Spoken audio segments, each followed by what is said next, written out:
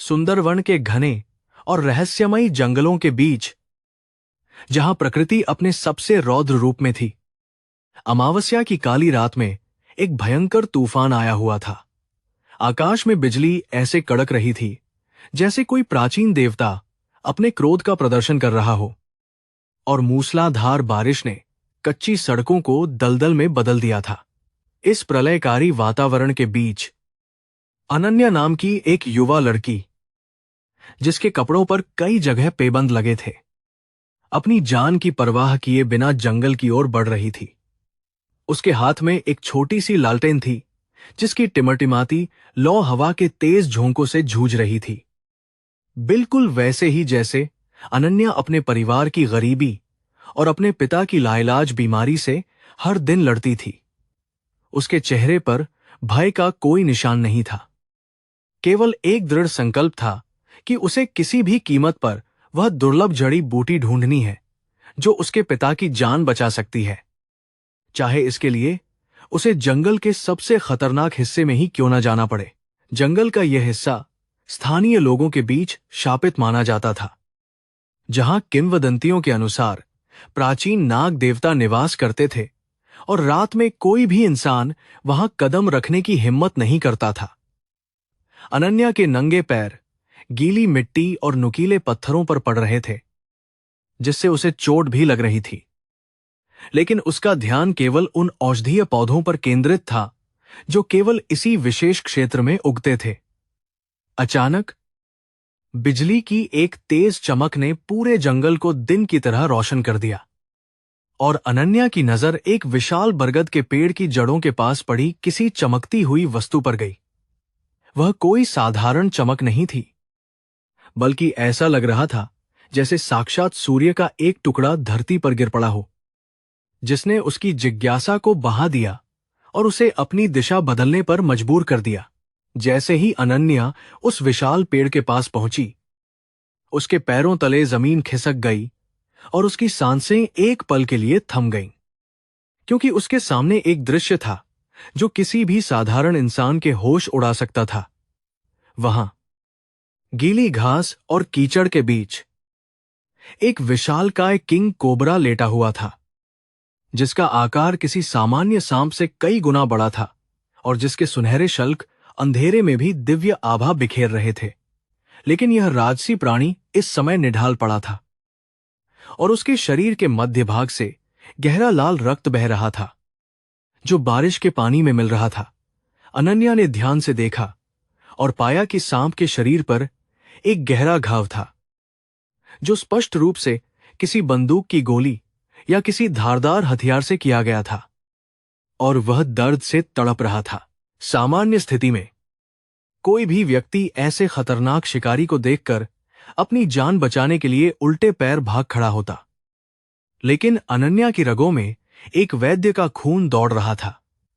उसने उस विशाल सर्प की आंखों में देखा, और उसे वहां हिंसा या आक्रामकता नहीं, बल्कि एक गहरी पीड़ा और शायद एक मूक याचना दिखाई दी, जो उसकी आत्मा को छू गई। अपने डर को अपने अंतर्मन की गहराइयों में दबाते हुए अनन्या ने अपनी टोकरी नीचे रखी और धीरे धीरे उस घायल प्राणी की ओर बढ़ी, अपने हाथों को हवा में ऊपर उठाकर यह संकेत देने के लिए कि वह उसे कोई नुकसान नहीं पहुंचाना चाहती। सांप ने फुफकारने की कोशिश की, लेकिन वह इतना कमजोर था कि केवल अपना सिर ही थोड़ा सा उठा पाया और फिर वापस जमीन पर गिर गया, जैसे उसने अपना जीवन इस अनजान लड़की के हाथों में सौंप दिया हो। अनन्या ने तुरंत अपनी टोकरी से कुछ सूखी जड़ी बूटियां निकाली और उन्हें पास के एक पत्थर पर पीसना शुरू कर दिया। बारिश का पानी इस काम में उसकी मदद कर रहा था। उसका दिल तेजी से धड़क रहा था, क्योंकि वह जानती थी कि वह दुनिया के सबसे विषैले जीवों में से एक के बिल्कुल करीब बैठी है, जिसकी एक बूंद जहर भी उसे पल भर में मार सकती है। उसने तैयार किए गए लेप को बहुत ही सावधानी से सांप के घाव पर लगाना शुरू किया, और जैसे ही जड़ी बूटी ने घाव को स्पर्श किया, सांप का शरीर एक बार सिहर उठा। अनन्या लगातार धीमी और शांत आवाज में कुछ गुनगुनाती रही, जैसा कि उसके दादाजी जानवरों को शांत करने के लिए किया करते थे। और आश्चर्यजनक रूप से वह विशाल सर्प शांत हो गया, जैसे वह उसकी मंशा को समझ रहा हो। पूरी रात जबकि तूफान बाहर अपनी पूरी ताकत से तबाही मचा रहा था, अनन्या उस विशाल बरगद के पेड़ के नीचे उस घायल नाग की रखवाली करती रही। अपनी खुद की सुरक्षा को पूरी तरह से भुलाकर उसने अपनी शॉल का एक हिस्सा फाड़कर घाव पर पट्टी बांधी और समय समय पर उसे पानी पिलाने की कोशिश करती रही, यह सुनिश्चित करते हुए कि उसे थोड़ी राहत मिल सके। उस रात उस घने जंगल में एक साधारण इंसान और एक दिव्य प्राणी के बीच एक ऐसा अदृश्य बंधन बन गया था जो शब्दों से परे था। एक ऐसा बंधन जो दया और विश्वास की नींव पर टिका था। अनन्या को यह आभास भी नहीं था कि वह जिस प्राणी की सेवा कर रही है वह केवल एक जानवर नहीं है, बल्कि एक ऐसा अस्तित्व है जो उसकी किस्मत की लकीरों को हमेशा के लिए बदलने की शक्ति रखता है। जैसे ही भोर की पहली किरणें आकाश में फूटी और तूफान का शोर थम गया, अनन्या की आंखें थकान के कारण लग गईं और वह उसी पेड़ के तने से टेक लगाकर सो गई। जब कुछ घंटों बाद सूरज की रोशनी उसके चेहरे पर पड़ी और उसकी नींद खुली, तो वह हड़बड़ाकर उठी और उसने देखा कि वह विशाल सुनहरा सांप वहां से गायब हो चुका था। वहां केवल गीली मिट्टी पर रेंगने के निशान थे जो जंगल की गहराइयों में जाकर ओझल हो गए थे। लेकिन जिस जगह पर वह सांप लेटा था वहां कुछ ऐसा था जो सुबह की धूप में चमक रहा था। अनन्या ने झुककर देखा और उसकी आंखें विस्मय से फैल गईं। वहां एक बड़े आकार का शुद्ध पन्ना रखा हुआ था जो इतना कीमती था कि उससे उसका पूरा गांव खरीदा जा सकता था, और उस पर एक अजीब सा प्राचीन प्रतीक चिन्ह बना हुआ था। अनन्या ने कांपते हाथों से उस पन्ने को उठाया, उसे अपनी हथेलियों में महसूस किया और उसे विश्वास नहीं हो रहा था कि जो कुछ भी रात में हुआ वह वास्तविकता थी या कोई सपना। लेकिन वह पन्ना असली था और उसका वजन उसे याद दिला रहा था कि उसने एक जीवन बचाया है। हालांकि उसे अभी भी यह समझ नहीं आ रहा था कि एक जंगली जानवर के पास ऐसा कीमती रत्न कहां से आया। उसने जड़ी बूटियां इकट्ठी कीं, जो उसका मूल उद्देश्य था, और उस पन्ने को अपनी कमर में छिपाकर भारी मन और शरीर के साथ अपने घर की ओर चल पड़ी। जब वह जंगल से बाहर निकली और अपने गांव की पगडंडी पर पहुंची, तो उसने देखा कि गांव का माहौल हमेशा की तरह शांत नहीं था, बल्कि वहां एक अजीब सी हलचल मची हुई थी, जैसे कोई बहुत बड़ी घटना घटी हो। गांव के प्रवेश द्वार पर, जहां आमतौर पर बैलगाड़ियां और साइकिलें खड़ी रहती थीं, आज वहां का नजारा पूरी तरह से बदला हुआ था और अकल्पनीय था। काले रंग की चमचमाती हुई लग्जरी कारों का एक पूरा काफिला, जिन पर ऐसे ब्रांड के लोगो थे जो गांव वालों ने कभी देखे भी नहीं थे, कीचड़ भरे रास्ते पर कतार में खड़ा था। इन गाड़ियों की चमक और भव्यता उस गरीब और धूल भरे गांव के परिवेश में इतनी बेमेल लग रही थी कि ऐसा प्रतीत हो रहा था जैसे वे किसी दूसरी दुनिया से आई हों। गांव के लोग, बच्चे और बुजुर्ग सभी अपने घरों से बाहर निकल आए थे और विस्मय तथा भय के मिश्रित भावों के साथ उन मशीनों को देख रहे थे, फुसफुसाते हुए कि क्या सरकार या पुलिस आई है। अनन्या की धड़कनें तेज हो गईं जब उसने देखा कि गाड़ियों के पास काले सूट और काला चश्मा पहने हुए कई हट्टे कट्टे आदमी खड़े थे, जिनके कान में संचार उपकरण लगे हुए थे। वे किसी साधारण सरकारी अधिकारी या पुलिस वाले जैसे नहीं लग रहे थे, बल्कि उनका हाव भाव किसी निजी सेना के सैनिकों जैसा अनुशासित और खतरनाक था। जैसे ही अनन्या भीड़ को चीरते हुए अपनी झोपड़ी के पास पहुंची, उसने देखा कि उन अजनबियों में से एक, जो संभवतः उनका नेता था, उसके पिता से कुछ पूछ रहा था। उसके पिता, जो बीमारी के कारण पहले से ही कमजोर थे, डर के मारे कांप रहे थे और उनके हाथ जोड़कर खड़े थे, जो अनन्या के लिए असहनीय दृश्य था। पिताजी! अनन्या चिल्लाई और दौड़कर अपने पिता, और उस अजनबी के बीच में खड़ी हो गई, अपनी बाहें फैलाकर उन्हें बचाने की मुद्रा में, जैसे कि वह किसी भी खतरे का सामना करने के लिए तैयार हो। उस सूट पहने आदमी ने अपना काला चश्मा नीचे किया और अनन्या को ऊपर से नीचे तक एक विश्लेषणात्मक नजर से देखा। उसकी आंखों में कोई भाव नहीं था, केवल एक ठंडी पेशेवरता थी। तो आप मिस अनन्या हैं? उसने भारी और गंभीर आवाज में पूछा। जो हिंदी बोल रहा था, लेकिन जिसका लहजा स्पष्ट रूप से शहरी और परिष्कृत था। अनन्या ने अपनी ठुड्डी ऊपर उठाई। अपनी गरीबी और फटे हुए कपड़ों के बावजूद उसका आत्मसम्मान अडिग था, और उसने दृढ़ता से पूछा, हां, मैं अनन्या हूं। आप लोग कौन हैं और मेरे पिता को क्यों परेशान कर रहे हैं? उस आदमी ने एक कदम पीछे लिया और सम्मानपूर्वक अपना सिर झुकाया, जो उस गांव के माहौल में और भी अजीब लग रहा था, क्योंकि आमतौर पर अमीर लोग गरीबों के सामने सिर नहीं झुकाते। हम आपको परेशान करने नहीं आए हैं, मैम, उसने बहुत ही विनम्रता से कहा। हम मुंबई से आए हैं, सिंघानिया ग्रुप ऑफ इंडस्ट्रीज की तरफ से। हमारे मालिक मिस्टर अर्जुन सिंघानिया ने आपको तुरंत मुंबई आमंत्रित किया है। सिंघानिया ग्रुप का नाम सुनते ही भीड़ में एक सन्नाटा छा गया, क्योंकि यह नाम पूरे भारत में शक्ति और धन का पर्याय था। एक ऐसा नाम जो रेडियो और अखबारों में ही सुनाई देता था। अनन्या को लगा जैसे उसने गलत सुना है। उसका या उसके परिवार का मुंबई के किसी अरबपति से क्या लेना देना हो सकता है, यह उसकी समझ से परे था।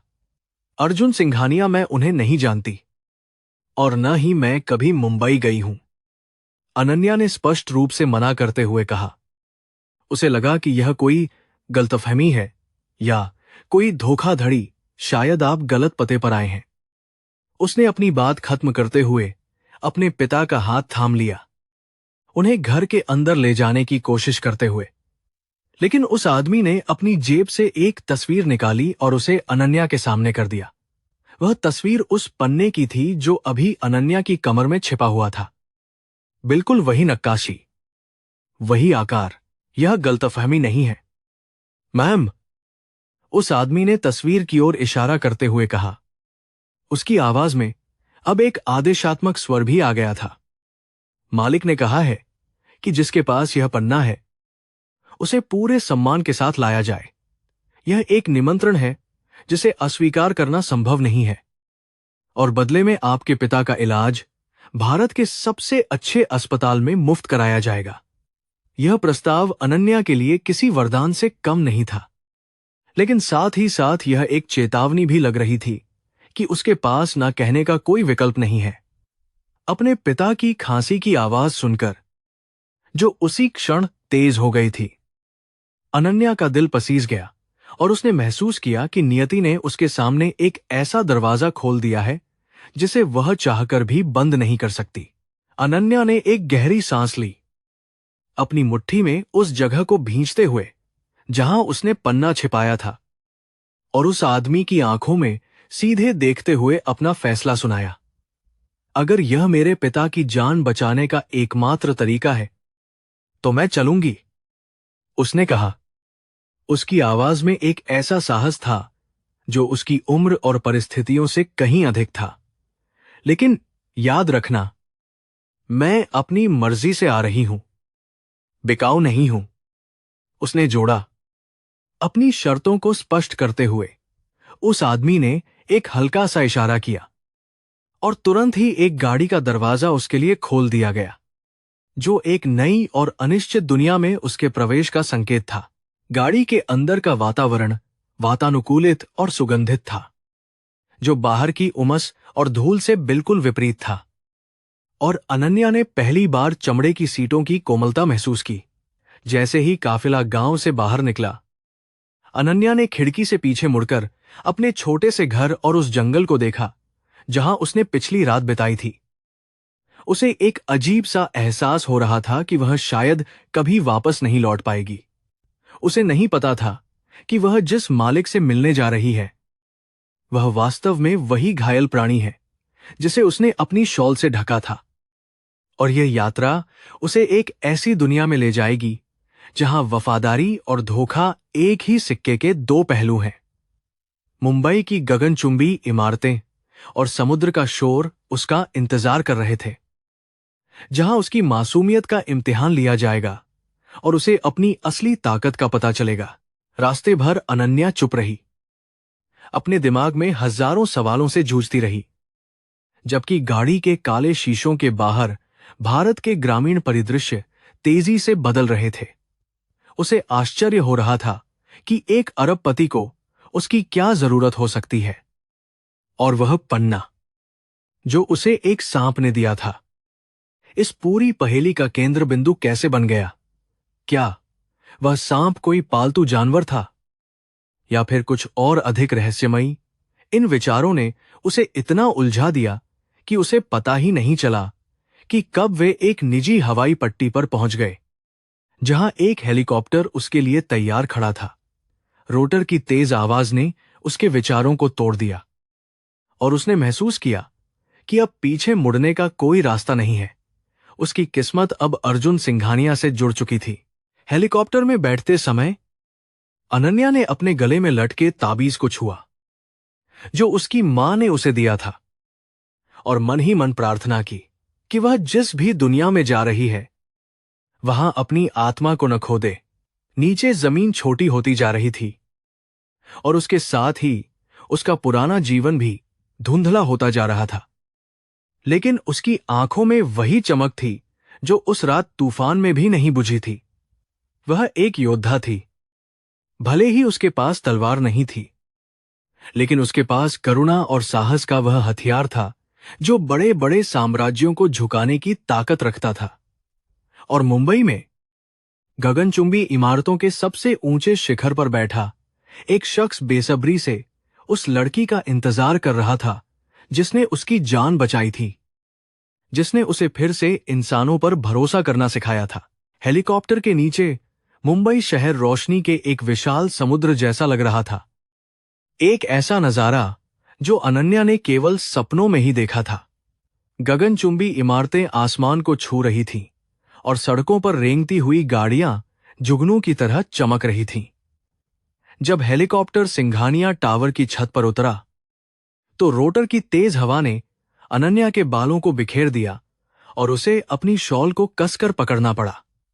काले सूट पहने हुए अंगरक्षकों ने उसे बहुत ही सम्मान के साथ नीचे उतारा और उसे एक विशेष लिफ्ट की ओर ले गए, जो सीधे इमारत की सबसे ऊपरी मंजिल तक जाती थी।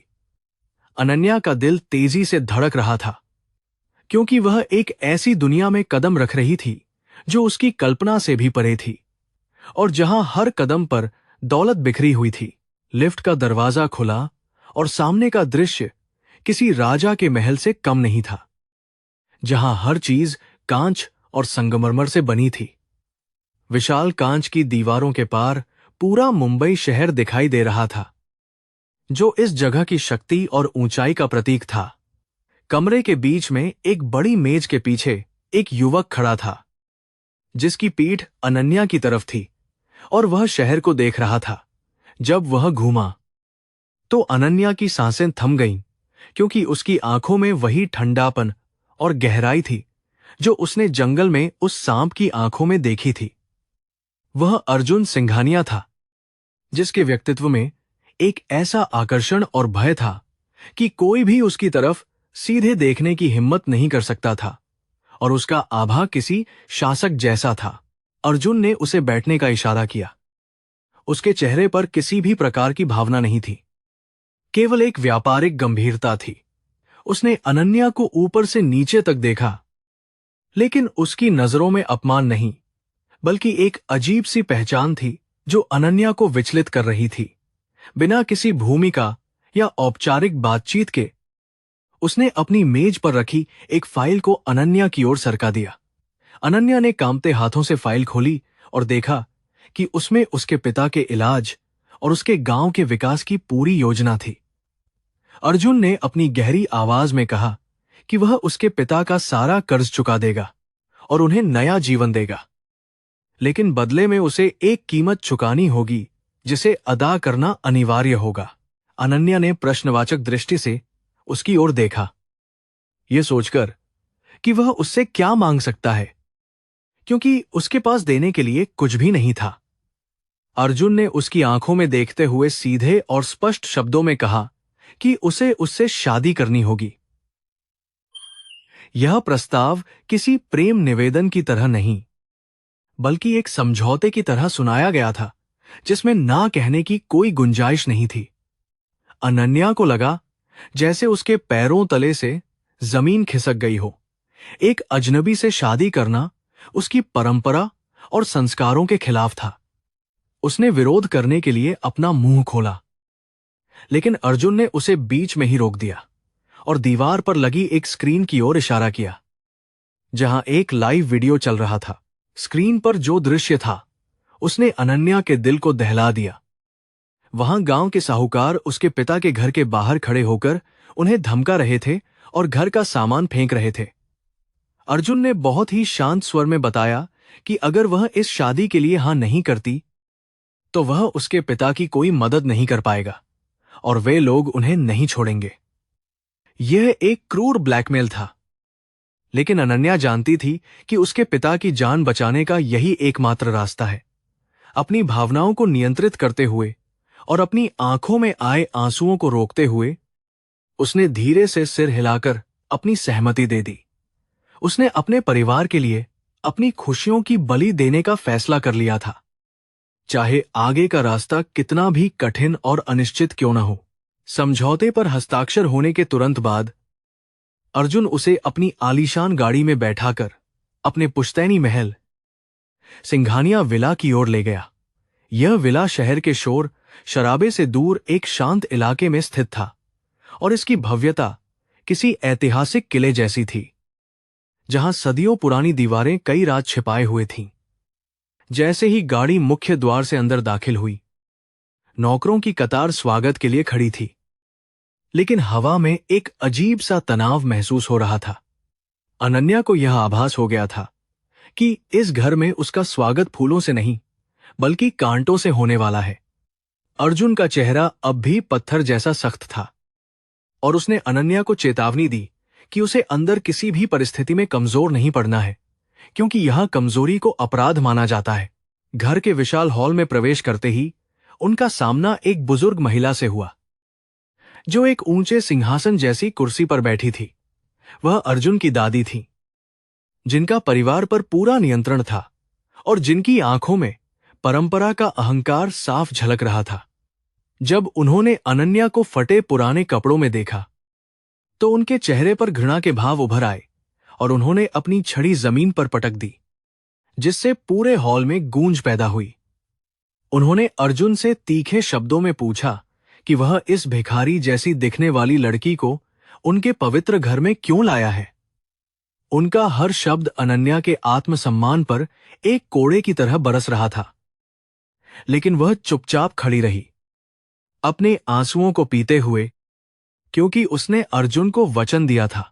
दादी के बगल में एक बेहद खूबसूरत और आधुनिक लड़की खड़ी थी, जिसका नाम लावण्या था और जो अर्जुन की मंगेतर मानी जाती थी। लावण्या ने अनन्या को एक ऐसी नजर से देखा जैसे वह कोई गंदगी हो जिसे तुरंत साफ किया जाना चाहिए।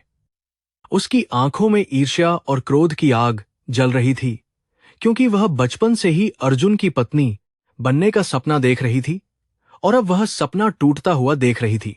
लावण्या ने व्यंग्यात्मक हंसी के साथ कहा कि अर्जुन शायद कोई नया नौकर लाया है, जानबूझकर अनन्या को नीचा दिखाने के लिए। लेकिन अर्जुन ने सबके सामने घोषणा की कि अनन्या उसकी होने वाली पत्नी है, जिससे पूरे हॉल में सन्नाटा छा गया और लावण्या का चेहरा गुस्से से लाल हो गया। अर्जुन ने अनन्या का हाथ पकड़कर उसे अपने करीब खींच लिया, यह संकेत देते हुए कि अब वह उसके संरक्षण में है और कोई उसे छू भी नहीं सकता। उसने अपनी दादी और लावण्या दोनों को स्पष्ट शब्दों में कहा कि यह उसका अंतिम निर्णय है और इस पर कोई भी बहस नहीं होगी, चाहे वे इसे स्वीकार करें या न करें। उसने नौकरों को आदेश दिया कि अनन्या को उसके कमरे में ले जाया जाए और उसे घर की मालकिन जैसा सम्मान दिया जाए। जब अनन्या सीढ़ियां चढ़ रही थी तो उसने महसूस किया कि अर्जुन का हाथ ठंडा था, लेकिन उसकी पकड़ लोहे जैसी मजबूत थी। उसे समझ नहीं आ रहा था कि यह आदमी उसका रक्षक है या उसका मालिक, लेकिन वह जान गई थी कि उसका जीवन अब एक युद्ध क्षेत्र बन चुका है। उसे जिस कमरे में ले जाया गया वह उसके पूरे गांव के आकार से भी बड़ा था, जिसमें मखमल के पर्दे और सोने की नक्काशी वाला फर्नीचर था। नौकरानियों ने उसे घेर लिया और उसे स्नान कराने और तैयार करने की तैयारी शुरू कर दी, जैसे वह कोई गुड़िया हो जिसे सजाया जाना है। अनन्या ने आईने में अपना प्रतिबिंब देखा, जहां उसकी आंखों में अब भी उस जंगल की मासूमियत थी, लेकिन उसके कंधों पर अब एक भारी बोझ आ गया था। उसने उस पन्ने को कसकर पकड़ा जो अब भी उसके पास था, उसे यह एहसास दिलाते हुए कि यह सब उस सांप को बचाने का परिणाम है। वह नहीं जानती थी कि यह इनाम उसके लिए स्वर्ग साबित होगा या नर्क, लेकिन वह हर चुनौती का सामना करने के लिए तैयार थी, क्योंकि अब पीछे मुड़ने का कोई रास्ता नहीं था। सिंघानिया विला में अनन्या का जीवन एक ऐसे सोने के पिंजरे जैसा हो गया था जहां हर सुविधा उपलब्ध थी, लेकिन स्वतंत्रता का नामोनिशान नहीं था। सुबह से लेकर रात तक उसे घर के कड़े नियमों का पालन करना पड़ता था, जो विशेष रूप से उसकी सास और दादी ने उस पर थोपे थे। उसे चलने, बोलने और खाने के तौर तरीके सिखाने के नाम पर हर दिन अपमानित किया जाता था, जैसे कि उसका पिछला जीवन कोई गुनाह हो जिसे मिटाना जरूरी था। नौकर भी उसे दबी जुबान में जंगली लड़की कहकर बुलाते थे और यह सुनिश्चित करते थे कि उनकी बातें अनन्या के कानों तक पहुंचे, लेकिन अनन्या ने कभी भी पलटकर जवाब नहीं दिया। उसने अपनी चुप्पी को अपना कवच बना लिया था, यह जानते हुए कि शब्द कभी कभी तलवार से ज्यादा गहरे घाव देते हैं, लेकिन धैर्य उस घाव को भरने की दवा है। एक सुबह नाश्ते की मेज पर अर्जुन ने घोषणा की कि अगले सप्ताह सिंघानिया समूह की वार्षिक व्यापारिक पार्टी आयोजित की जाएगी, जिसमें देश विदेश के सभी बड़े उद्योगपति शामिल होंगे। यह घोषणा अनन्या के लिए किसी खतरे की घंटी से कम नहीं थी, क्योंकि वह जानती थी कि यह उसके लिए एक और अग्नि परीक्षा होगी। दादी ने तुरंत विरोध किया, यह कहते हुए कि एक गंवार लड़की को इतने प्रतिष्ठित मेहमानों के सामने पेश करना परिवार की साख पर बट्टा लगाने जैसा होगा। लेकिन अर्जुन ने अपनी कॉफी का कप रखते हुए बिना किसी भावना के कहा कि अनन्या उसकी पत्नी है और वह उस पार्टी में न केवल शामिल होगी बल्कि मेजबानी भी करेगी। उसकी आवाज में ऐसा अंतिम निर्णय था कि दादी को अपना गुस्सा पीकर रह जाना पड़ा, लेकिन उनकी आंखों ने बता दिया कि वे शांत नहीं बैठेंगी। पार्टी की तैयारी के दौरान लावण्या ने अनन्या की मदद करने का नाटक किया और उसके कमरे में एक बेहद भड़कीली और पश्चिमी शैली की ड्रेस भिजवाई। लावण्या की योजना बहुत स्पष्ट थी। वह चाहती थी कि अनन्या उस ड्रेस में असहज महसूस करे और सबके सामने हंसी का पात्र बन जाए, क्योंकि वह जानती थी कि अनन्या ने कभी ऐसे कपड़े नहीं पहने हैं। अनन्या ने उस ड्रेस को देखा और तुरंत समझ गई कि यह एक जाल है, लेकिन उसने शिकायत करने के बजाय अपनी अलमारी खोली। उसने अर्जुन की मां की एक पुरानी बनारसी साड़ी निकाली जो उसे एक कोने में मिली थी, और अपनी सुई धागे के कौशल से उसे अपने नाप का बना लिया। उसने तय किया कि वह किसी और की तरह बनने की कोशिश नहीं करेगी, बल्कि अपनी जड़ों और संस्कृति को ही अपनी ताकत बनाएगी। पार्टी की रात सिंघानिया विला रोशनी से नहाया हुआ था और महंगी कारों की कतार मुख्य द्वार से लेकर पोर्च तक लगी हुई थी।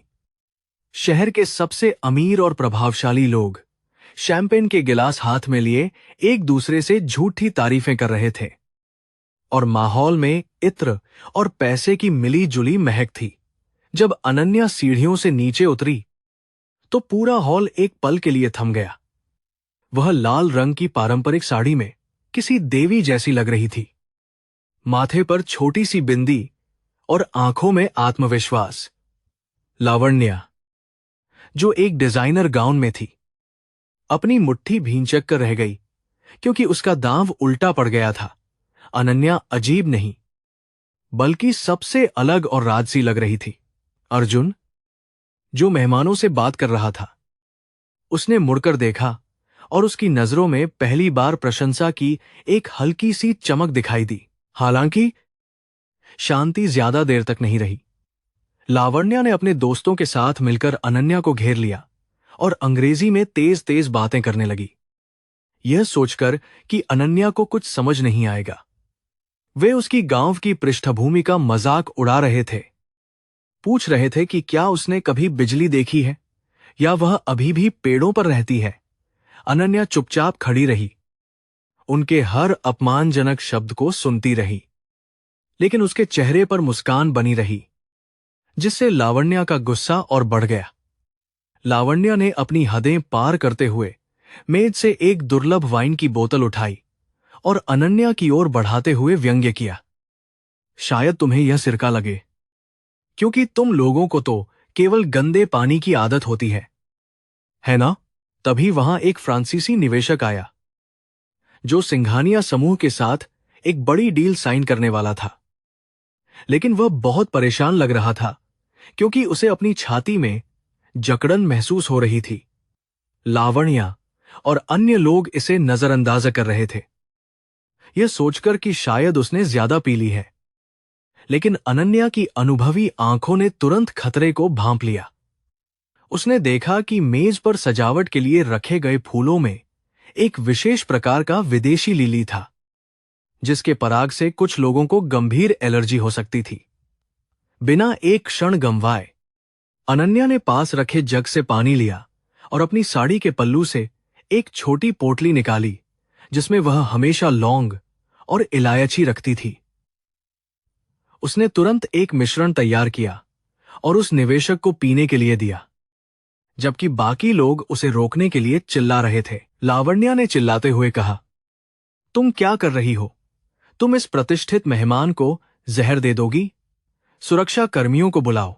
हॉल में अफरा तफरी मच गई और अर्जुन भीड़ को चीरते हुए वहां पहुंचा। उसका चेहरा गुस्से से तमतमाया हुआ था, लेकिन इससे पहले कि वह कुछ बोल पाता, उस फ्रांसीसी निवेशक ने एक गहरी सांस ली और उसका चेहरा, जो नीला पड़ रहा था, वापस सामान्य होने लगा। उसने राहत की सांस ली और अनन्या का हाथ पकड़कर कृतज्ञता से चूम लिया। टूटी फूटी अंग्रेजी में कहा कि इस लड़की ने उसकी जान बचा ली है, क्योंकि उसे वास्तव में एक गंभीर एलर्जी का दौरा पड़ा था। पूरा हॉल सन्न रह गया। जिस लड़की को वे अनपढ़ गंवार समझ रहे थे, उसने अभी अभी अपनी सूझबूझ से एक अंतर्राष्ट्रीय मेहमान की जान बचाई थी। अर्जुन ने स्थिति को तुरंत संभालते हुए उस निवेशक से माफी मांगी और फूलों को वहां से हटाने का आदेश दिया। लेकिन उसकी नजरें अनन्या पर टिकी थीं। उसने देखा कि कैसे लावण्या और उसके दोस्त शर्मिंदगी से नजरें चुरा रहे थे और कैसे अनन्या बिना किसी घमंड के वहां खड़ी थी। अर्जुन सबके सामने आया और उसने बहुत ही स्पष्ट और ऊंची आवाज में कहा, मेरी पत्नी ने न केवल एक जान बचाई है, बल्कि यह भी साबित कर दिया है कि समझदारी डिग्री से नहीं, बल्कि संस्कारों और ज्ञान से आती है। उसने अपना हाथ आगे बढ़ाया और अनन्या ने झिझकते हुए अपनी हथेली उसके हाथ में रख दी। यह एक सार्वजनिक घोषणा थी कि अब अनन्या केवल एक नाम नहीं, बल्कि सिंघानिया साम्राज्य की इज्जत है। पार्टी के बाद जब आखिरी मेहमान चला गया, तो अर्जुन अनन्या को लेकर बालकनी में गया, जहां से समुद्र का नजारा दिखाई देता था। उसने पहली बार अपनी कठोरता थोड़ी कम की और उससे पूछा कि उसे कैसे पता चला कि उस मेहमान को क्या तकलीफ है। अनन्या ने सादगी से जवाब दिया कि जंगल में हर पौधे का गुण और दोष जानना जीवित रहने के लिए जरूरी होता है, और शहर के लोग अक्सर चमक धमक में प्रकृति की ताकत को भूल जाते हैं। अर्जुन ने उसकी आंखों में देखा और महसूस किया कि यह लड़की उससे कहीं ज्यादा समझदार है और उसके अंदर एक ऐसी शक्ति है जो उसकी अपनी दौलत से कहीं बढ़कर है। उसने अन्या को धन्यवाद नहीं दिया, क्योंकि उसका अहंकार उसे अनुमति नहीं देता था। लेकिन उसने उसे एक नया फोन दिया, जो इस बात का संकेत था कि अब वह चाहता है कि अनन्या दुनिया से जुड़ी रहे। उस रात अनन्या को अपने कमरे में नींद नहीं आई। वह जानती थी कि आज उसने एक लड़ाई जीती है, लेकिन युद्ध अभी बाकी है। उसने देखा कि लावण्या अभी भी घर के कॉरिडोर में किसी से फोन पर बात कर रही थी और उसके चेहरे पर बदले की भावना साफ दिख रही थी। अनन्या ने महसूस किया कि अर्जुन का समर्थन उसे सुरक्षा तो देता है, लेकिन साथ ही उसे दुश्मनों के और भी करीब ला देता है। उसने उस पन्ने को निकाला और उसे अपने तकिए के नीचे रख दिया, यह सोचकर कि क्या उसका यह नया जीवन वास्तव में एक वरदान है या एक सुंदर श्राप। बाहर समुद्र की लहरें चट्टानों से टकरा रही थीं, जो आने वाले तूफानों की भविष्यवाणी कर रही थी। लेकिन अब अनन्या अकेली नहीं थी। उसके साथ एक अदृश्य शक्ति और शायद उसका पति भी खड़ा था। आखिरकार वह दिन आ ही गया जिसका पूरे देश को बेसब्री से इंतजार था। सिंघानिया परिवार की सदी की शादी, जो मुंबई के सबसे प्रतिष्ठित और सुरक्षित स्थान पर आयोजित की जा रही थी। आयोजन स्थल को फूलों के एक किले में बदल दिया गया था, जहां थाईलैंड से मंगाए गए ऑर्किड और कश्मीर के गुलाबों की सजावट ने वातावरण को सुगंधित कर दिया था। मीडिया के सैकड़ों कैमरे हर कोण से इस भव्यता को कैद करने के लिए तैनात थे और आसमान में ड्रोन किसी चील की तरह मंडरा रहे थे। सुरक्षा व्यवस्था इतनी कड़ी थी कि परिंदा भी पर नहीं मार सकता था। लेकिन नियति ने आज रात के लिए कुछ और ही योजना बना रखी थी, जो इन मशीनों और बंदूकधारी गार्डों की समझ से परे थी। पूरा शहर रोशनी से जगमगा रहा था, मानो आज दिवाली हो। लेकिन इस चमक के पीछे गहरी साजिशों का अंधेरा अपनी जगह बना रहा था। अनन्या अपने कमरे में तैयार हो रही थी, जहां देश के सबसे प्रसिद्ध डिजाइनरों ने उसे एक गुड़िया की तरह सजाया था। लेकिन उसकी आंखों में एक अजीब सी उदासी थी। उसने गहरे लाल रंग का लहंगा पहना था, जिस पर सोने के तारों से बारीक कढ़ाई की गई थी, और उसका वजन उसके गांव के किसी भी भारी बोझ से ज्यादा महसूस हो रहा था। उसके गले में करोड़ों का हीरों का हार था, जो उसे किसी पट्टे जैसा लग रहा था, जो उसे अब हमेशा के लिए सिंघानिया नाम से बांधने वाला था। आईने में अपनी छवि को देखते हुए उसे वह मासूम लड़की कहीं नहीं दिखाई दी, जो जंगल में नंगे पैर दौड़ती थी। उसके सामने अब एक ऐसी रानी खड़ी थी जिसका सिंहासन कांटों से बना था।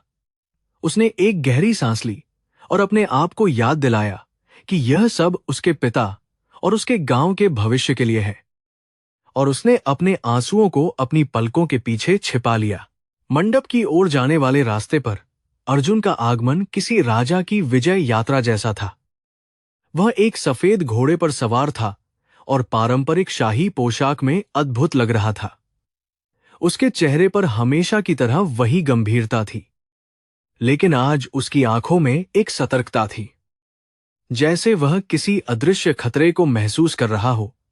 बारातियों का शोर और बैंड की धुनें गगनभेदी थीं, लेकिन अर्जुन का ध्यान केवल उस रणनीतिक खेल पर था जो वह अपने व्यापारिक प्रतिद्वंद्वियों के साथ खेल रहा था। वह जानता था कि यह शादी केवल दो लोगों का मिलन नहीं, बल्कि एक शक्ति प्रदर्शन है जो उसके दुश्मनों को उसकी ताकत का एहसास कराएगा। जैसे ही वह मंडप में उतरा, उसने चारों ओर एक तीखी नजर डाली, हर चेहरा, हर छाया की जांच की, क्योंकि उसका छठी इंद्रिय उसे चेतावनी दे रही थी कि सब कुछ वैसा नहीं है जैसा दिख रहा है। भीड़ में कहीं खन्ना परिवार के भाड़े के हत्यारे, जो वेश बदलकर रसोइयों और संगीतकारों के बीच छिपे हुए थे, अपने सही मौके का इंतजार कर रहे थे। विक्रम खन्ना, जो अर्जुन का सबसे बड़ा दुश्मन था, वह नहीं चाहता था कि यह शादी पूरी हो और सिंघानिया समूह की ताकत और बढ़े। उसने एक योजना बनाई थी कि फेरों के दौरान, जब सुरक्षा थोड़ी ढीली हो जाएगी और सबका ध्यान रस्मों पर होगा, तभी अर्जुन का काम तमाम कर दिया जाएगा। हत्यारे के पास एक विशेष रूप से तैयार किया गया खंजर था, जिसकी नोक पर एक दुर्लभ और घातक जहर लगा था, जिसका कोई तोड़ आधुनिक चिकित्सा विज्ञान के पास नहीं था। यह एक ऐसा हमला होने वाला था जिसे दुर्घटना का रूप दिया जा सके, और शादी के जश्न को मातम में बदलने की पूरी तैयारी हो चुकी थी। पवित्र अग्नि के चारों ओर मंत्रोच्चार शुरू हो गया था, और हवा में घी, कपूर और फूलों की मिली जुली महक तैर रही थी, जिससे एक धुंधला और रहस्यमयी वातावरण बन गया था। अनन्या को अर्जुन के बगल में बैठाया गया, और जब उनका हाथ एक दूसरे से स्पर्श हुआ तो उसे अर्जुन के शरीर से निकलने वाली एक अजीब सी ऊर्जा महसूस हुई, जो ठंडी होते हुए भी जल रही थी। पंडित जी जोर जोर से मंत्र पढ़ रहे थे, और मेहमान उन पर फूलों की वर्षा कर रहे थे, जिससे दृश्यता और भी कम हो गई थी। अनन्या, जिसकी इंद्रियां जंगल में रहने के कारण बहुत तेज थीं, उसने हवा में एक अलग गंध महसूस की। वह गंध फूलों या इत्र की नहीं थी, बल्कि कड़वे बादाम जैसी थी, जो उसे जहरीले पौधों की याद दिलाती थी। उसकी नजरें सतर्क हो गईं, और वह अपनी घूंघट की आड़ से आसपास की हर गतिविधि को बारीकी से देखने लगी। फेरों के समय, जब वे दोनों अग्नि के चारों ओर घूम रहे थे, एक ढोल बजाने वाला व्यक्ति उनके घेरे के खतरनाक रूप से करीब आ गया। उसका चेहरा ढोल के पीछे छिपा हुआ था। बाकी सबके लिए यह उत्साह का प्रदर्शन था, लेकिन अनन्या ने देखा कि उस व्यक्ति की पकड़ ढोल पर नहीं, बल्कि अपनी कमर पर छिपे किसी वस्तु पर सख्त हो रही थी। उसकी आंखों में एक हत्यारे की क्रूरता थी, जो अनन्या ने कई बार जंगल के शिकारी जानवरों में देखी थी। जैसे ही अर्जुन की पीठ उस व्यक्ति की तरफ हुई, अनन्या ने धातु की एक हल्की सी चमक देखी, जो आग की रोशनी में चमकी। उसका दिमाग बिजली की गति से चला। उसने समझ लिया कि लक्ष्य अर्जुन है, और उसके पास उसे चेतावनी देने का समय नहीं है।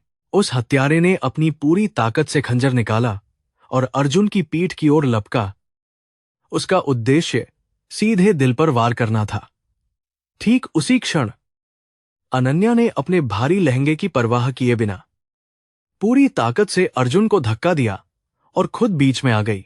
खंजर, जो अर्जुन के लिए था, अनन्या के बाएं कंधे पर लगा और एक गहरा घाव कर गया, जिससे उसका खून पवित्र अग्नि में गिर पड़ा। अग्नि की लपटें एक पल के लिए नीली हो गईं, जैसे किसी जादुई तत्व ने उसे छुआ हो, और पूरा मंडप सन्न रह गया। अर्जुन, जो धक्के से लड़खड़ा गया था, उसने पलटकर देखा और उसकी आंखों के सामने अंधेरा छा गया जब उसने अनन्या को गिरते हुए और उसकी बाह से खून बहते हुए देखा। अर्जुन के अंदर का इंसान पीछे हट गया और वह आदिम जानवर जाग उठा, जो उसके भीतर सदियों से सो रहा था। उसकी आंखों की पुतलियां एक क्षण के लिए लंबवत हो गईं, और उसने उस हत्यारे का हाथ हवा में ही पकड़ लिया। इससे पहले कि वह दूसरा वार कर पाता, उसने उस आदमी की कलाई को इतनी जोर से मरोड़ा कि हड्डी टूटने की आवाज मंत्रोच्चार से भी तेज गूंजी।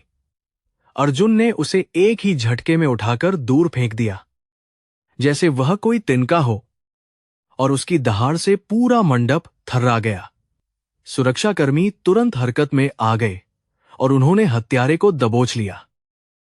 लेकिन अर्जुन का ध्यान अब अपने दुश्मन पर नहीं, बल्कि अपनी पत्नी पर था, जो जमीन पर पड़ी थी। उसने तुरंत अनन्या को अपनी गोद में उठा लिया। उसका सफेद शाही लिबास अब उसके खून से लाल हो रहा था।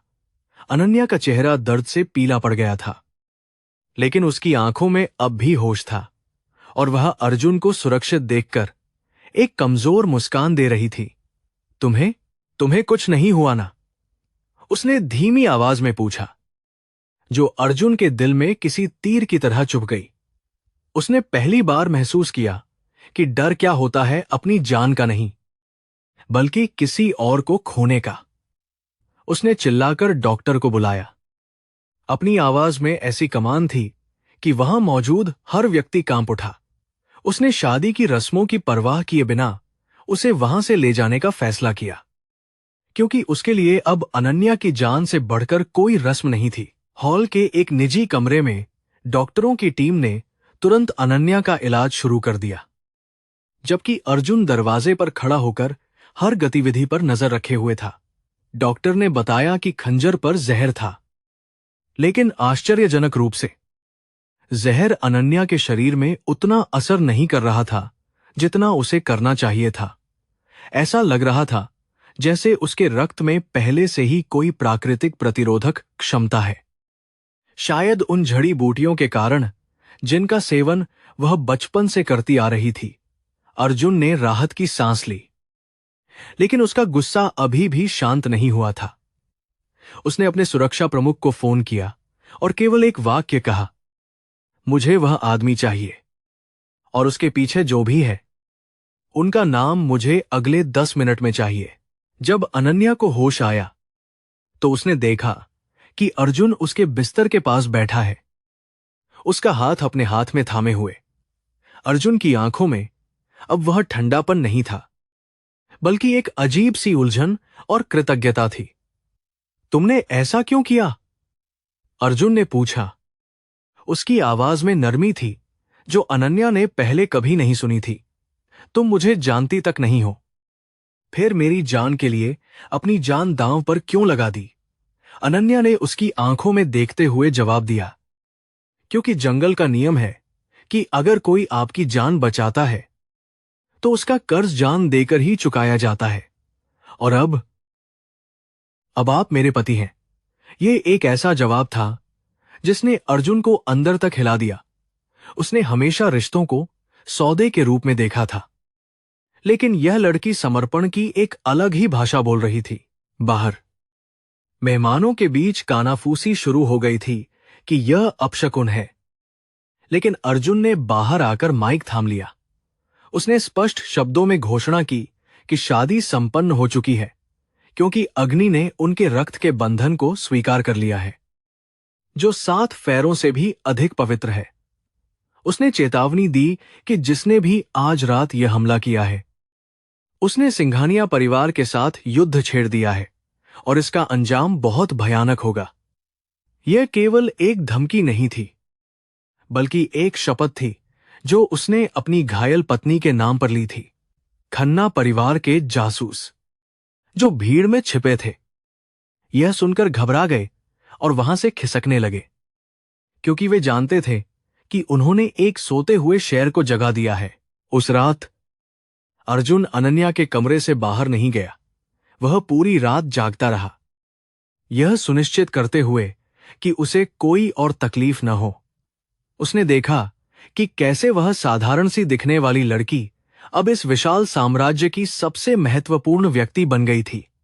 उसने मन ही मन प्रतिज्ञा की कि वह उस जहर का बदला खून से लेगा, और जिसने भी अनन्या के शरीर पर वह घाव दिया है, उसे अपनी अंतिम सांस तक पछताना पड़ेगा।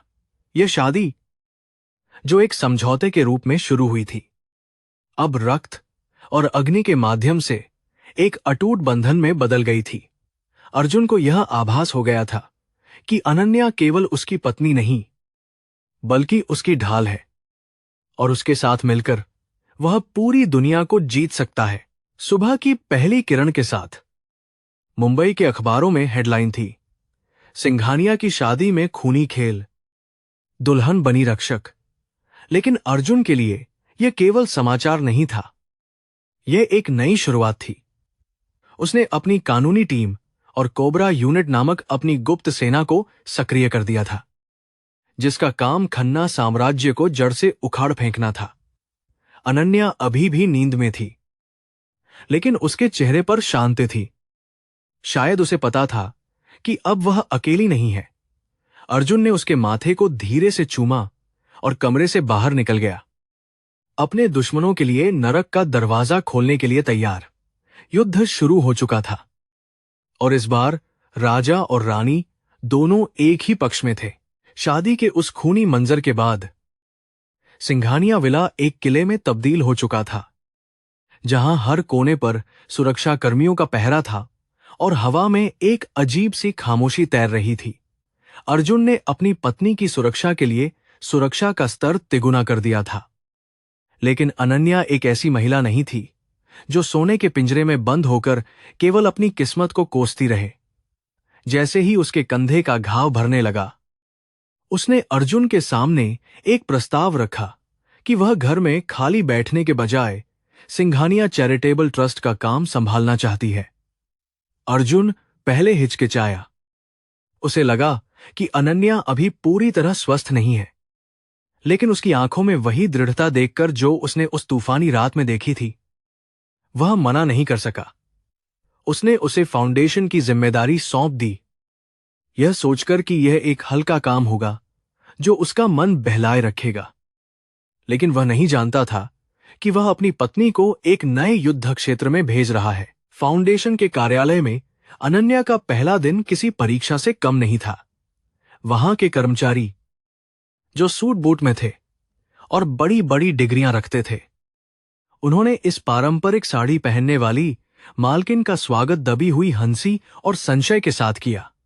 वे उसे केवल एक कम पढ़ी लिखी गांव की लड़की समझ रहे थे जिसे खुश करने के लिए यह पद दिया गया है, और उन्हें लगा कि वे आसानी से उसे बेवकूफ बना सकते हैं। लेकिन अनन्या ने अपने पिता के साथ छोटी सी दुकान संभालते हुए हिसाब किताब की जो बारीकियां सीखी थीं, वे किसी भी एमबीए की डिग्री से कम नहीं थीं। उसने पहले ही दिन पिछले 5 वर्षों की फाइलों और बही खातों को मंगाया और अपने केबिन में बंद होकर उनका अध्ययन करना शुरू कर दिया। उसका दिमाग गणित के आंकड़ों में वैसे ही चलता था जैसे जंगल के रास्तों पर उसके पैर चलते थे, सटीक और बिना भटके। जैसे जैसे अनन्या दस्तावेजों की गहराइयों में उतरती गई, उसे आंकड़ों में एक अजीब सा पैटर्न दिखाई देने लगा जो सामान्य नहीं था और चिंताजनक था। कागजों पर दिखाए गए कई अस्पताल और स्कूल, जिनके लिए करोड़ों रुपये का फंड जारी किया गया था, वास्तव में जमीन पर मौजूद ही नहीं थे, या उनकी हालत बेहद खस्ता थी। यह केवल लापरवाही का मामला नहीं था, बल्कि यह एक सुनियोजित घोटाला था जिसे बहुत ही सफाई से अंजाम दिया जा रहा था ताकि किसी को शक न हो। और जब उसने पैसे के प्रवाह का पता लगाया, तो सभी रास्ते एक ही व्यक्ति की ओर इशारा कर रहे थे, अर्जुन के सगे चाचा राजेश सिंघानिया। राजेश हमेशा अर्जुन के सामने एक वफादार और पिता समान होने का नाटक करते थे, लेकिन पीठ पीछे वे दीमक की तरह साम्राज्य को खोखला कर रहे थे। अनन्या का दिल यह जानकर भारी हो गया कि अर्जुन का अपना ही खून उसे धोखा दे रहा है, और वह दुविधा में थी कि यह बात उसे कैसे बताए। वह जानती थी कि अर्जुन अपने परिवार पर बहुत भरोसा करता है, और बिना ठोस सबूत के आरोप लगाना उल्टा उसी पर भारी पड़ सकता है और परिवार में दरार डाल सकता है। उसने फैसला किया कि वह पहले पूरी जांच करेगी और इतने पुख्ता सबूत इकट्ठा करेगी कि राजेश चाचा के पास बचने का कोई रास्ता न रहे। उसने चुपचाप उन फर्जी कंपनियों के पते पर अपने भरोसेमंद लोगों को भेजा और बैंक के विवरणों की जांच शुरू की, एक जासूस की तरह सावधानी से कदम बढ़ाते हुए। यह काम जंगल में शिकार करने जैसा ही था, जहां धैर्य और सही समय पर वार करना ही सफलता की कुंजी होती है। इसी बीच अर्जुन की हालत में एक रहस्यमयी गिरावट आने लगी थी, जो डॉक्टरों की समझ से पूरी तरह बाहर थी और चिंता का विषय बन गई थी। अमावस्या की रात करीब आ रही थी, और जैसे जैसे चांद घट रहा था, अर्जुन के शरीर का तापमान गिरने लगा और उसकी त्वचा पर नीले निशान उभरने लगे। वह रात रात भर अपने कमरे में बंद रहता, दर्द से कराहता, और किसी को भी अंदर आने की अनुमति नहीं देता था, यहां तक कि अनन्या को भी नहीं। नौकरों के बीच कानाफूसी थी कि खानदान पर कोई पुराना शाप है जो हर पीढ़ी के वारिस को तड़पाता है, लेकिन कोई भी खुलकर बोलने की हिम्मत नहीं करता था। अनन्या, जो जड़ी बूटियों और प्राकृतिक चिकित्सा की जानकार थी, उसे आभास हो गया था कि यह बीमारी शारीरिक नहीं बल्कि कुछ और ही है। एक रात जब तूफान बाहर फिर से दस्तक दे रहा था, अनन्या ने अर्जुन के कमरे से कांच टूटने और चीजों के गिरने की तेज आवाजें सुनी। अर्जुन के सख्त आदेशों की अवहेलना करते हुए वह दौड़कर उसके कमरे में गई और जो दृश्य उसने देखा उसने उसकी रूह को कपा दिया। अर्जुन फर्श पर गिरा हुआ था। उसका शरीर ऐंठ रहा था और उसकी त्वचा पर सांप की केंचुली जैसी परतें उभर रही थीं, जो सुनहरी आभा बिखेर रही थीं। उसकी आंखों का रंग बदल गया था। वे इंसानी नहीं, बल्कि किसी सरीसृप की तरह ठंडी और पीली हो गई थीं। वह दर्द में चिल्ला रहा था, दूर रहो अनन्या, मैं तुम्हें चोट नहीं पहुंचाना चाहता। मेरे पास मत आओ। यह वही दर्द था जो अनन्या ने उस घायल सांप की आंखों में देखा था। और अचानक सारी कड़ियां उसके दिमाग में जुड़ गईं। अनन्या समझ गई कि अर्जुन और वह घायल नाग देवता दो अलग नहीं, बल्कि एक ही अस्तित्व हैं, या कम से कम उनके बीच एक गहरा और रूहानी संबंध है। वह डरी नहीं, बल्कि उसका संकल्प और भी दृढ़ हो गया। वह जानती थी कि उसे क्या करना है, क्योंकि उसने एक बार पहले भी इस दर्द का इलाज किया था। वह दौड़कर अपनी जड़ी बूटियों की संदूकची लाई और एक विशेष लेप तैयार किया, जिसमें हल्दी, चंदन और एक दुर्लभ पहाड़ी फूल का रस मिला हुआ था। उसने अर्जुन के विरोध के बावजूद उसे अपने गले से लगा लिया। उसके ठंडे माथे पर वह लेप लगाया और प्राचीन मंत्रों का उच्चारण करने लगी। जैसे ही उसका स्पर्श अर्जुन को मिला, उसका तड़पता हुआ शरीर धीरे धीरे शांत होने लगा, जैसे आग पर पानी डाल दिया गया हो। सुबह होते होते अर्जुन की हालत स्थिर हो गई थी, लेकिन वह बहुत कमजोर महसूस कर रहा था और बिस्तर से उठने की स्थिति में नहीं था। अनन्या पूरी रात उसके सिरहाने बैठी रही, उसका हाथ थामे हुए, और उसे एहसास हुआ कि उसकी लड़ाई केवल बाहरी दुश्मनों से नहीं, बल्कि नियति के लिखे लेख से भी है। जब अर्जुन ने अपनी आंखें खोलीं, तो उसने देखा कि अनन्या जाग रही है और उसकी आंखों में सवाल नहीं, बल्कि एक गहरी समझ और स्वीकृति है। इससे पहले कि वे इस रहस्य पर बात कर पाते, कमरे का दरवाजा खुला और राजेश चाचा अंदर आए। उनके चेहरे पर एक बनावटी चिंता थी, जो अनन्या को अब साफ दिखाई दे रही थी। अर्जुन, बेटा, मैंने सुना तुम्हारी तबीयत खराब है, उन्होंने कहा, लेकिन उनकी नजरें अर्जुन की कमजोरी को माप रही थीं। अनन्या ने इस पल को अपनी चाल चलने के लिए चुना। उसने राजेश चाचा को बीच में ही रोकते हुए एक मोटी फाइल मेज पर रख दी, जिसकी आवाज कमरे में गूंज उठी।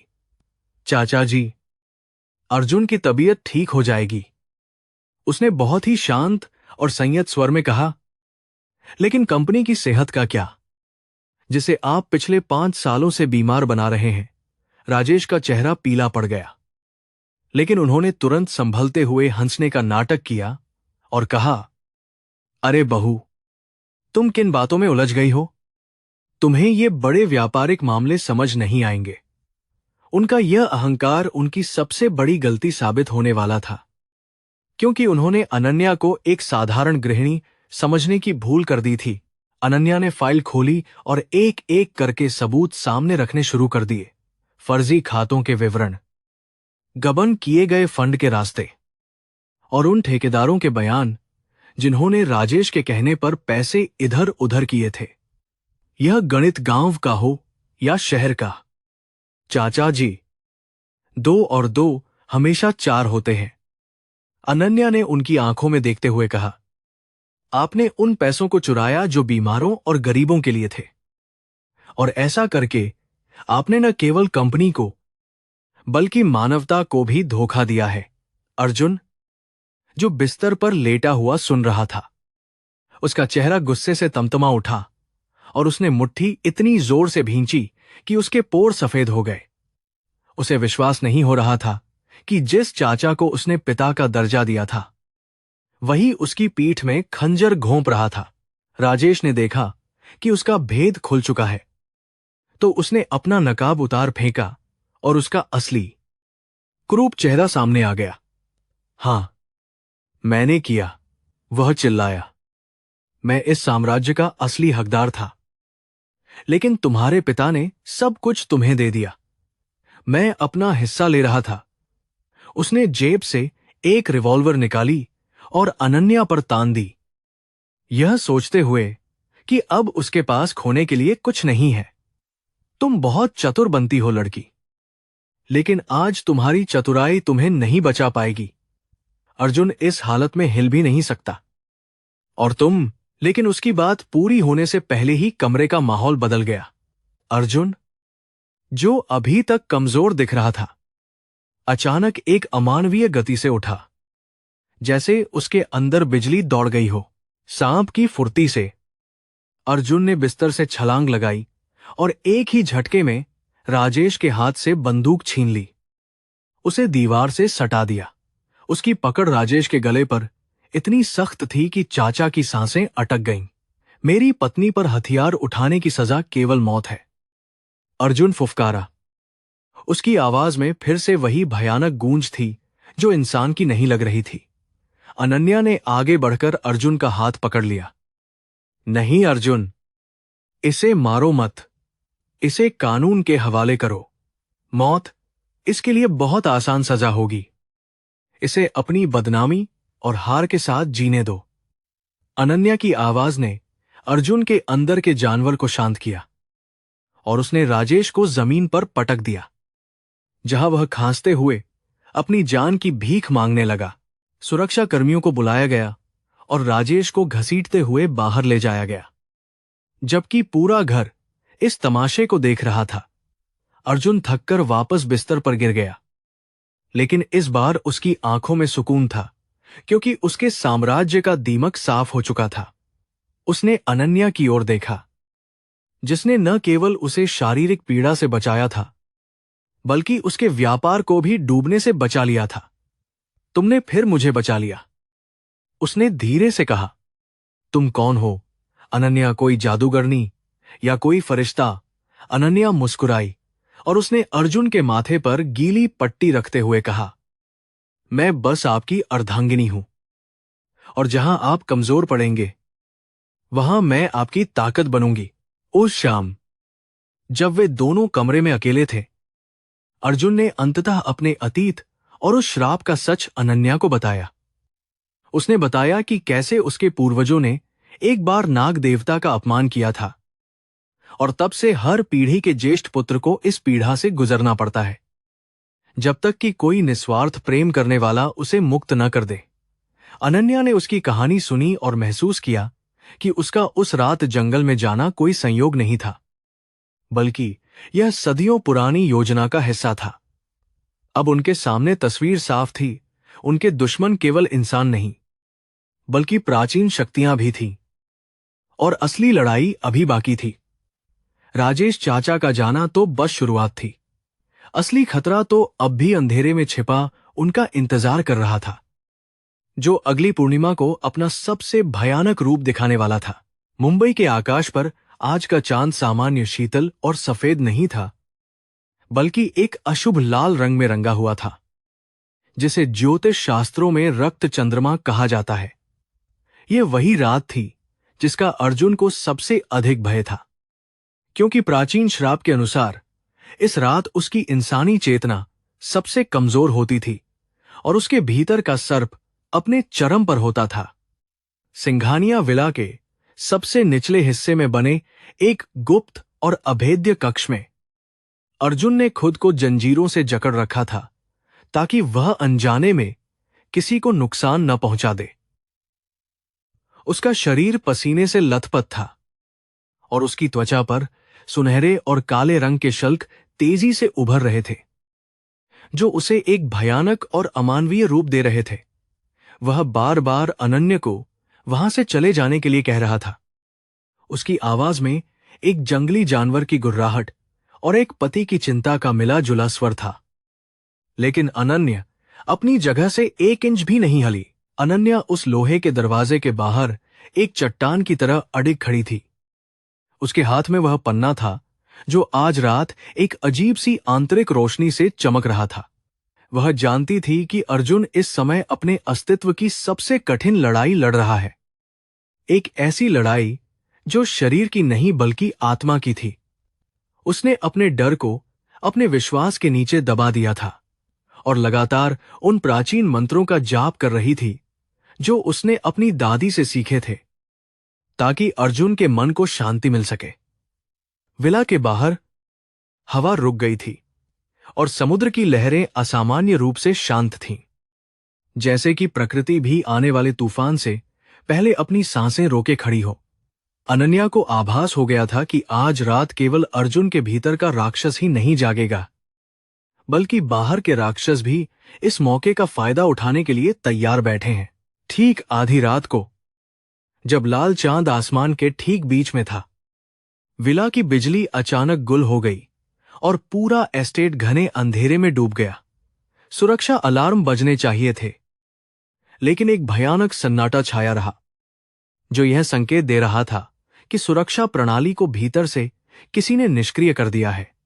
तभी मुख्य द्वार पर एक जोरदार धमाका हुआ, जिसने विला की नींव को हिला दिया और आग की लपटें अंधेरे को चीरती हुई ऊपर उठीं। खन्ना परिवार द्वारा भेजे गए दर्जनों हथियारबंद भाड़े के सैनिक, जो आधुनिक हथियारों और नाइट विजन गॉगल से लैस थे, किसी भूखे भेड़ियों के झुंड की तरह परिसर में घुस आए। उनका उद्देश्य साफ था, आज रात सिंघानिया वंश के आखिरी वारिस को खत्म करना, जब वह अपनी रक्षा करने में सबसे असमर्थ हो। अनन्या ने धमाके की आवाज सुनते ही स्थिति की गंभीरता को समझ लिया और तुरंत अपनी कमर में बंधी चाबियों के गुच्छे को कस लिया।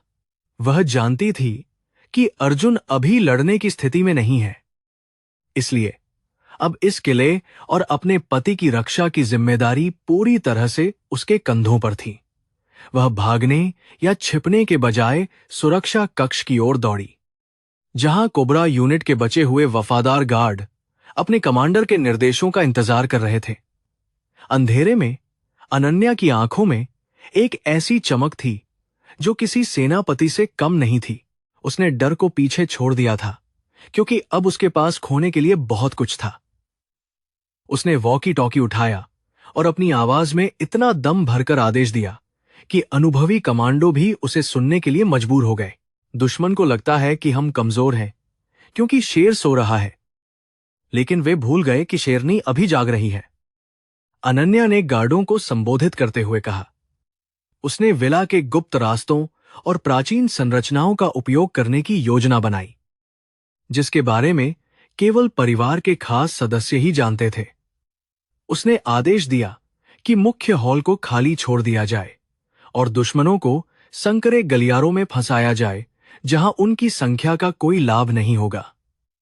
अनन्या ने अपनी सादगी और ग्रामीण ज्ञान का उपयोग करते हुए रसोई से तेल और मिर्च पाउडर जैसी चीजों का इस्तेमाल करके घातक जाल बिछाने के निर्देश दिए। यह एक ऐसा युद्ध था जहां आधुनिक तकनीक के सामने पारंपरिक बुद्धि और साहस की परीक्षा होने वाली थी। विक्रम खन्ना के भाड़े के सैनिक मुख्य हॉल में दाखिल हुए, लेकिन उन्हें वहां कोई नहीं मिला। केवल सन्नाटा और अंधेरा उनका स्वागत कर रहा था। वे सतर्कता से आगे बढ़े, लेकिन जैसे ही वे पश्चिमी गलियारे में पहुंचे, अनन्या की योजना ने अपना काम करना शुरू कर दिया। अचानक फर्श पर फिसलन और ऊपर से गिरते भारी झाड़ फानूसों ने उनकी अग्रिम पंक्ति को अस्त व्यस्त कर दिया, जिससे उनमें भगदड़ मच गई। इसी बीच छायाओं में छिपे कोबरा यूनिट के कमांडो ने उन पर धावा बोल दिया और गोलियों की तड़तड़ाहट से पूरा विला गूंज उठा। अनन्या खुद नियंत्रण कक्ष में बैठी सीसीटीवी कैमरों के जरिए हर गतिविधि पर नजर रख रही थी और अपने सैनिकों को दुश्मनों की स्थिति की सटीक जानकारी दे रही थी। लेकिन दुश्मनों की संख्या बहुत ज्यादा थी और वे धीरे धीरे सुरक्षा घेरे को तोड़ते हुए उस तहखाने की ओर बढ़ रहे थे जहां अर्जुन कैद था। विक्रम खन्ना, जो इस हमले का नेतृत्व कर रहा था, वह जानता था कि अर्जुन कहां हो सकता है और वह जीत के उन्माद में हंस रहा था। उसने अपने सबसे अच्छे आदमियों को आदेश दिया कि वे दरवाजे को विस्फोट से उड़ा दें, और अनन्या ने देखा कि उसका अंतिम सुरक्षा घेरा टूटने वाला है। अब उसके पास केवल एक ही रास्ता बचा था। उसे खुद अर्जुन के पास जाना था और उसकी ढाल बनना था, चाहे इसके लिए उसे अपनी जान ही क्यों न देनी पड़े। उसने एक पुरानी तलवार उठाई जो दीवार पर सजावट के लिए टंगी थी और तहखाने की ओर दौड़ पड़ी। जब अनन्या तहखाने के प्रवेश द्वार पर पहुंची तो विक्रम खन्ना और उसके गुंडे वहां पहले से मौजूद थे और लोहे के दरवाजे को काटने की कोशिश कर रहे थे। अनन्या को देखकर विक्रम ने एक क्रूर हंसी हंसी और कहा, देखो, बेचारी गांव की गुड़िया अपने राक्षस पति को बचाने आई है। उसने अपनी बंदूक अनन्या की ओर तान दी, लेकिन अनन्या की आंखों में मौत का डर नहीं था। उसने अपनी तलवार को दोनों हाथों से मजबूती से पकड़ा और कहा, तुमने जिस दहलीज पर कदम रखा है वह तुम्हारी कब्र बनेगी। विक्रम, अर्जुन तक पहुंचने के लिए तुम्हें मेरी लाश से गुजरना होगा। उसका यह रूप देखकर विक्रम के आदमी भी एक पल के लिए ठिठक गए, क्योंकि उन्होंने ऐसी हिम्मत की उम्मीद नहीं की थी। उसी क्षण तहखाने के अंदर से एक ऐसी दहाड़ सुनाई दी जो किसी इंसान की नहीं बल्कि पाताल से आए किसी भूखे दैत्य की लग रही थी। लोहे का दरवाजा जिसे कट्टर से काटा जा रहा था, वह भीतर से आए एक जबरदस्त धक्के से उखड़कर दूर जा गिरा और धूल का एक गुबार छा गया। धुएं के बीच से दो चमकती हुई पीली आंखें दिखाई दीं, जो अंधेरे में अंगारों की तरह दहक रही थीं। अर्जुन अपनी जंजीरों को तोड़ चुका था और अब वह पूरी तरह से अपनी आदिम अवस्था में था। उसका शरीर विशाल और शक्तिशाली लग रहा था। विक्रम और उसके साथी डर के मारे पीछे हटने लगे, क्योंकि उनके सामने जो खड़ा था वह कोई साधारण आदमी नहीं था, बल्कि साक्षात मृत्यु का रूप था। अर्जुन की नजर सबसे पहले अनन्या पर पड़ी, जो खून से लथपथ और तलवार लिए खड़ी थी, और फिर उन लोगों पर जिन्होंने उसे घेरा हुआ था।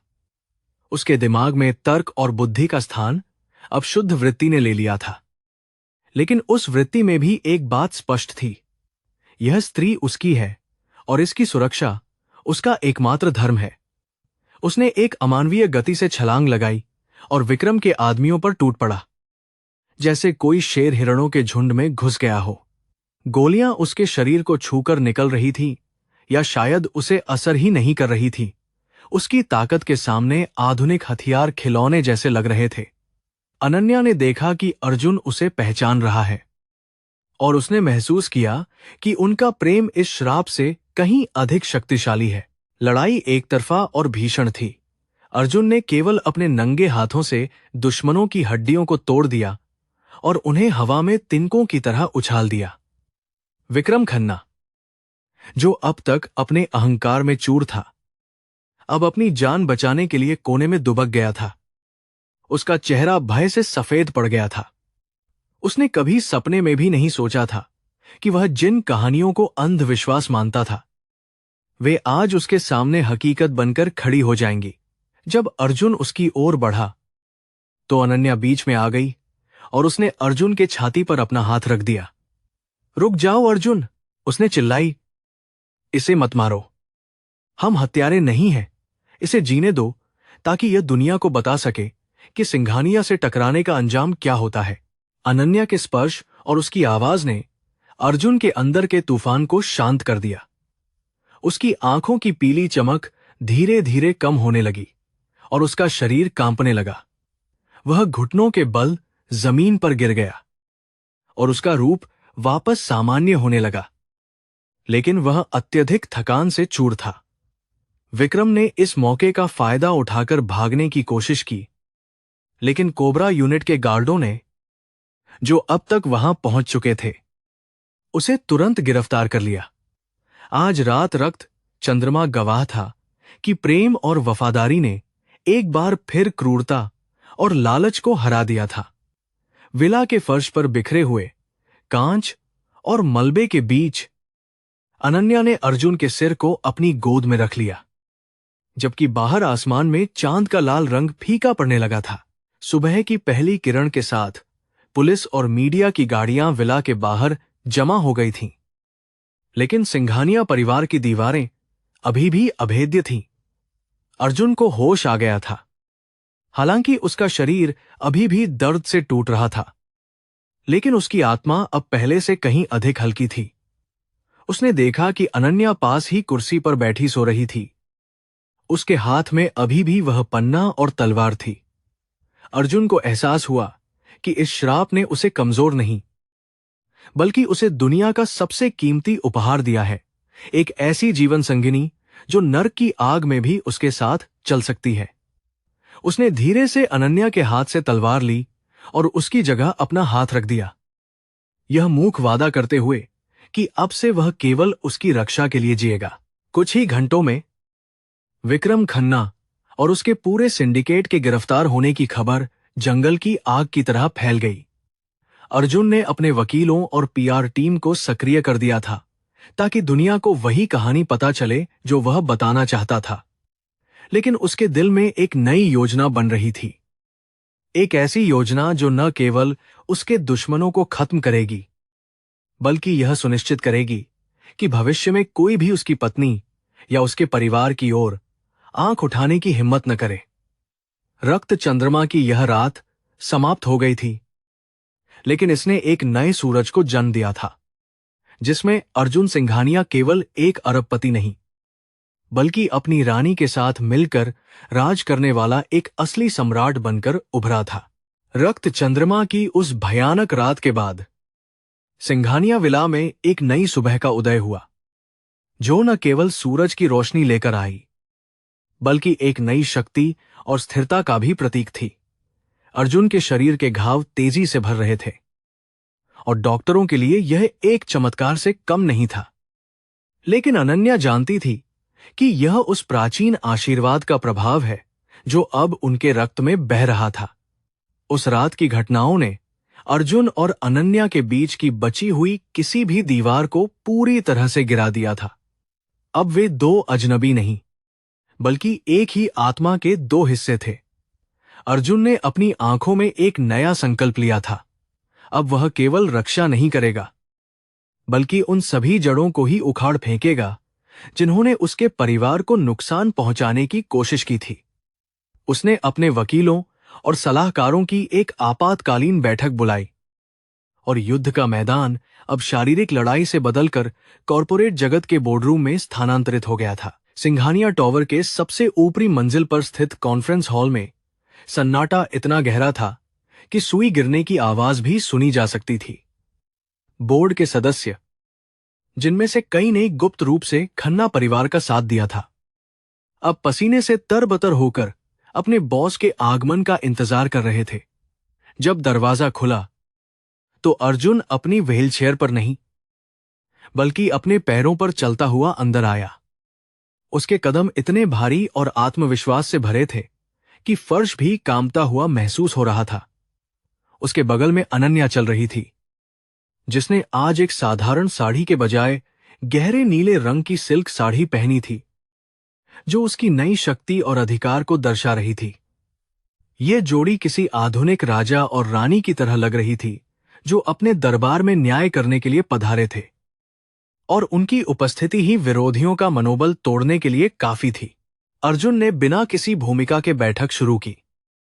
उसकी आवाज शांत थी, लेकिन उसमें ज्वालामुखी जैसा क्रोध छिपा हुआ था।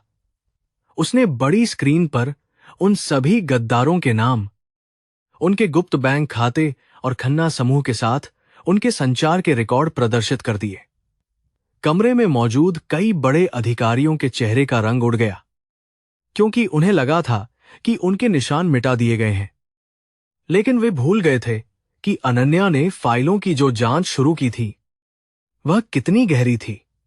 अर्जुन ने एक एक करके उन लोगों की ओर इशारा किया जिन्होंने चंद पैसों के लिए अपनी वफादारी बेच दी थी, और उन्हें न केवल नौकरी से निकाल दिया, बल्कि यह भी सुनिश्चित किया कि उन पर धोखाधड़ी और जासूसी के इतने मुकदमे चलें कि वे अपनी पूरी जिंदगी जेल में बिताएं। यह केवल एक बर्खास्तगी नहीं थी, बल्कि पूरे कॉरपोरेट जगत के लिए एक चेतावनी थी कि सिंघानिया परिवार के साथ विश्वासघात का अंजाम क्या होता है। उधर पुलिस मुख्यालय और शेयर बाजार में एक साथ भूचाल आया हुआ था, क्योंकि अर्जुन ने अपनी कानूनी टीम को विक्रम खन्ना के पूरे साम्राज्य को ध्वस्त करने का आदेश दे दिया था। खन्ना ग्रुप के शेयरों में भारी गिरावट आ गई थी, क्योंकि उनके काले कारनामों और अवैध धंधों की जानकारी मीडिया में लीक कर दी गई थी। विक्रम, जो अब सलाखों के पीछे था, वह अपनी कोठरी में बैठकर अपने साम्राज्य को ताश के पत्तों की तरह बिखरते हुए देख रहा था। उसके वकील उसे बचाने की कोशिश कर रहे थे, लेकिन अर्जुन ने इतने ठोस सबूत पेश किए थे कि जमानत की कोई गुंजाइश नहीं बची थी। अनन्या ने सुनिश्चित किया था कि विक्रम के उन सभी पीड़ितों को न्याय मिले जिनकी जमीनों और जीवन को उसने बर्बाद किया था, जिससे जनता की नजर में सिंघानिया परिवार की छवि और भी उज्जवल हो गई। इस उथल-पुथल के बीच सिंघानिया विला में भी एक महत्वपूर्ण बदलाव हो रहा था, जहां अर्जुन की दादी, जो अब तक अपनी पुरानी परंपराओं और अहंकार में जकड़ी हुई थी, आखिरकार झुक गईं। उन्होंने देखा कि जिस लड़की को वे कुल के लिए कलंक मान रही थीं, उसी ने उनके वंश और वारिस की रक्षा की है। जब अर्जुन और अनन्या ऑफिस से घर लौटे, तो दादी मुख्य द्वार पर आरती की थाली लेकर खड़ी थी। उनकी आंखों में पश्चाताप के आंसू थे।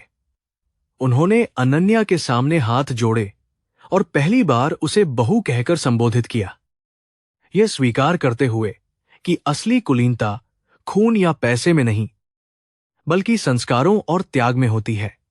लावण्या और उसके जैसे अन्य लोग, जो कभी अनन्या का मजाक उड़ाते थे, अब शर्मिंदगी के कारण नजरें नहीं मिला पा रहे थे और धीरे धीरे उनकी दुनिया से गायब हो गए। कुछ महीनों के बाद मुंबई शहर एक बार फिर अपनी रफ्तार में दौड़ रहा था, लेकिन अब सिंघानिया ग्रुप का नाम हर जुबान पर सम्मान के साथ लिया जाता था। अनन्या ने चैरिटेबल ट्रस्ट को पूरी तरह से बदल दिया था। उसने उन अस्पतालों और स्कूलों को हकीकत में बनवाया जो पहले केवल कागजों पर थे। वह अब एक सेलिब्रिटी बन चुकी थी, लेकिन उसने अपनी सादगी नहीं खोई थी।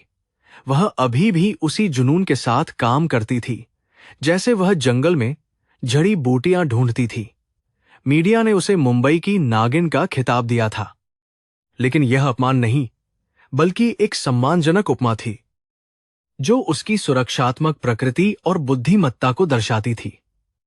अर्जुन अक्सर गर्व से उसे टीवी पर बोलते हुए देखता था, यह महसूस करते हुए कि उसकी पत्नी उससे कहीं बेहतर नेता साबित हो रही है। एक सुहावनी शाम को अर्जुन और अनन्या अपनी गगनचुंबी इमारत की छत पर खड़े थे, जहां से पूरा अरब सागर और मुंबई का क्षितिज दिखाई दे रहा था। हवा ठंडी थी, लेकिन उनके बीच की गर्माहट किसी भी ठंड को मात दे सकती थी। अर्जुन ने अनन्या का हाथ अपने हाथ में लिया और उसकी उंगली में एक नई अंगूठी पहनाई, जिसमें वही पन्ना जड़ा हुआ था जो उसे जंगल में मिला था। यह पन्ना मुझे उस रात मिला था जब मैंने अपनी जान बचाई थी, अर्जुन ने धीरे से कहा, लेकिन असल में मुझे जीवन तब मिला जब तुम मेरी जिंदगी में आई। तुम मेरा श्राप नहीं, बल्कि मेरा मोक्ष हो। उसकी आंखों में वह प्यार था जिसे उसने सालों तक दुनिया और खुद से छिपा कर रखा था। अनन्या ने मुस्कुराते हुए अपना सिर उसके कंधे पर रख दिया और नीचे शहर की जगमगाती रोशनी को देखा, जो तारों की तरह लग रही थी। उसे अपना छोटा सा गांव और वह तूफानी रात याद आई, और उसे आश्चर्य हुआ कि किस्मत के खेल कितने अजीब होते हैं।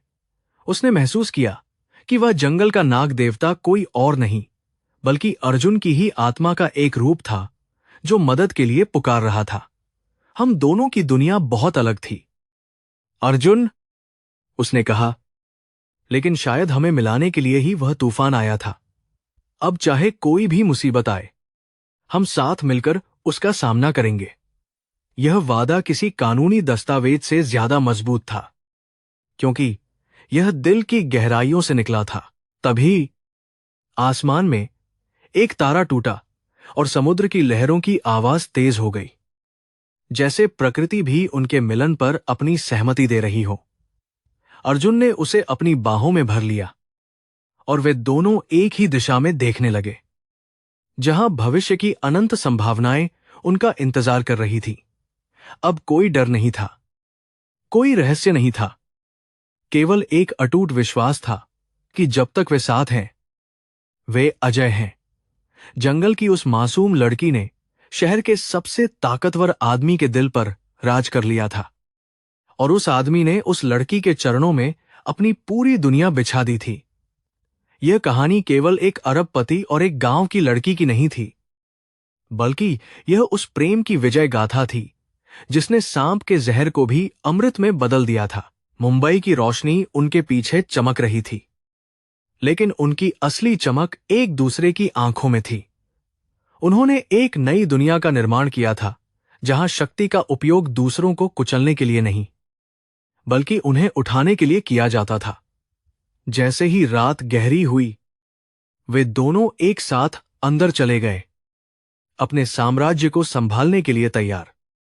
हाथ में हाथ डाले, और दूर कहीं जंगल में, उस पुराने बरगद के पेड़ के नीचे, एक सुनहरी परछाई शायद अब भी उनकी रक्षा कर रही थी, यह सुनिश्चित करते हुए कि उनका बंधन 7 जन्मों तक सुरक्षित रहे।